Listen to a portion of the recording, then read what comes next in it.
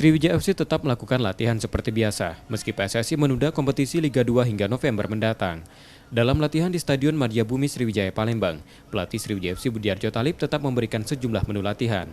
Meski ditunda, Sriwijaya FC tak meliburkan timnya, sambil menunggu kejelasan jalannya kompetisi 1 bulan ke depan. Budiarjo memastikan, ditundanya kompetisi tidak berdampak pada persiapan timnya. Saya pikir tidak ada, ya. Cuman tinggal kita aja memanage seperti apa, mudah-mudahan semua pemain kita bentuk, ya. Dampaknya saya pikir biasa. Situasinya kita nggak buat jenuh lah buat para pemain. Mereka saya dengar ada yang kecewa, ada yang enggak, tidak semuanya. Tetapi ya biasalah manusia ya. Ketika ada keputusan bahwa ditunda lagi, jadi kita harus menunggu, sabar lagi.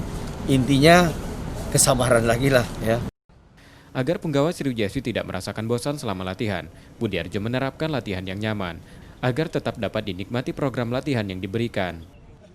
Nur Muhammad, Kompas TV, Palembang.